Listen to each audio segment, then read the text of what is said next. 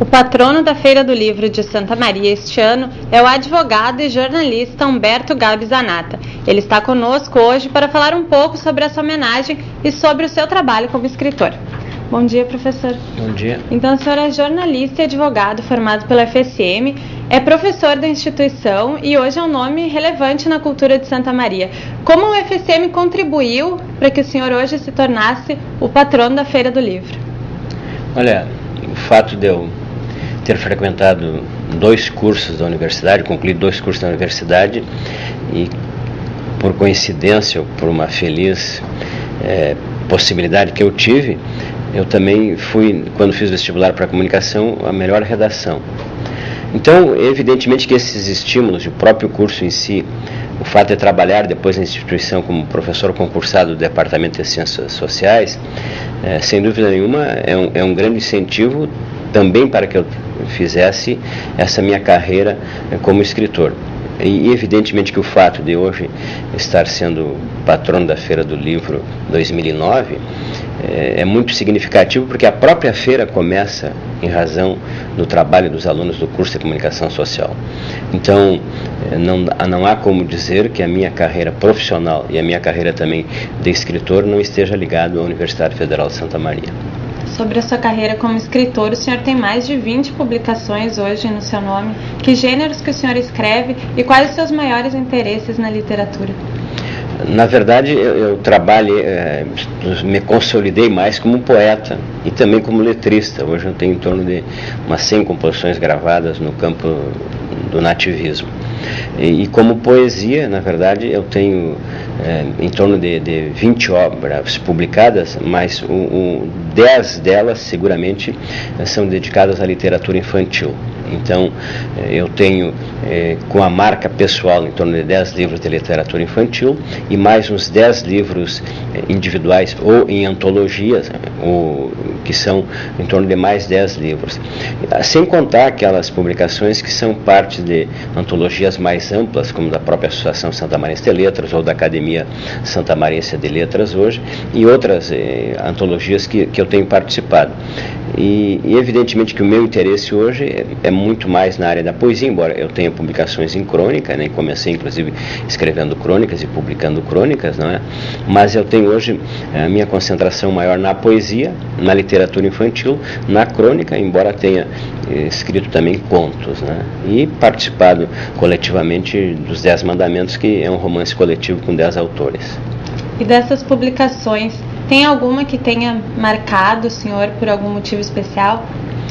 Eu acho que a primeira publicação individual minha, que foi uma participação na Expoesia, que se realizou na PUC do Rio de Janeiro em 1973, coordenada pelo Afonso Romano de Santana, que é um nome nacional hoje. Mas o importante é que esse projeto era um projeto daquela chamada geração mimeógrafo, né, onde depois se destacaram alguns nomes, né, a própria Ana Cristina César e o Antônio Carlos de Brito, o Cacaso, que foram 2 nomes que hoje são representativos na literatura brasileira.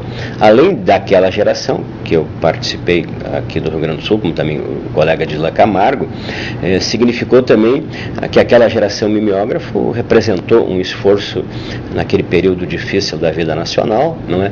Onde nós participamos. E Santa Maria teve 2 pessoas participando lá. Hoje, evidentemente, aquele grupo, aquele trabalho da geração mimeógrafa já rendeu teses de doutorado, dissertações de mestrado, que se trabalha sobre aquele período difícil do ponto de vista da expressão do pensamento.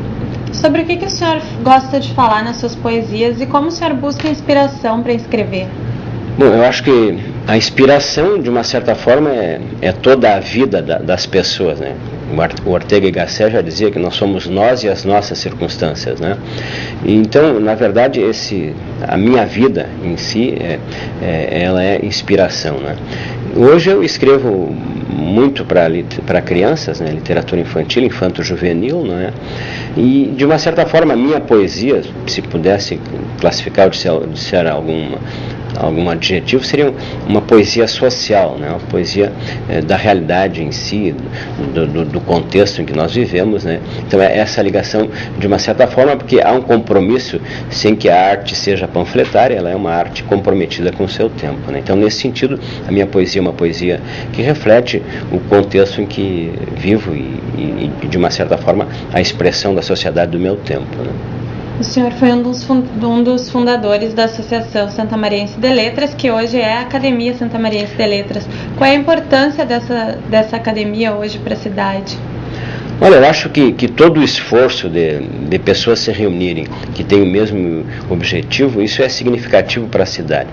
E uma cidade que tem uma associação de letras, hoje uma academia, assim como já temos aqui uma orquestra sinfônica. O Érico Veríssimo dizia: de onde tu vens? Quando perguntava para ele: olha, eu venho de uma cidade que tem uma orquestra sinfônica. O Santamariense pode dizer também: não, eu venho de uma cidade que tem uma orquestra sinfônica, que tem uma academia de letras, que tem uma das feiras do livro mais antigas do Brasil, que tem uma universidade federal, a primeira do interior do Brasil. Então, nós temos orgulho daquilo que nós temos. E quando essas pessoas conseguem se agregar e se reunirem, não que isso seja fundamental, o que determine que as pessoas vão ter maior talento porque estão reunidas numa academia ou numa associação. Não, mas isso ajuda. Então, uma cidade que consegue ter a academia, consegue ter a Casa do Poeta, consegue ter uma série de outras instituições oficializadas ou não, institucionalizadas ou não, isso sempre ajuda. Então, o fato de eu pertencer a uma academia, de pertencer também e ter sido fundador da Associação Santamariense de Letras, da Academia Santamariense de Letras, da Associação Gaúcha de Escritores, não é? Da SESMA, que hoje é uma referência cultural na América Latina, quer dizer, isso é um orgulho para mim.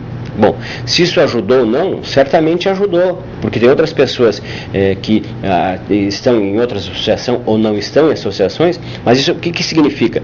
Que se nós não continuarmos produzindo, nós não vamos a lugar nenhum. Então, é possível que se conte nos dedos as pessoas que começaram a escrever e depois continuaram. Agora, talvez faltem dedos nas mãos para contar as pessoas que começaram a escrever e desistiram.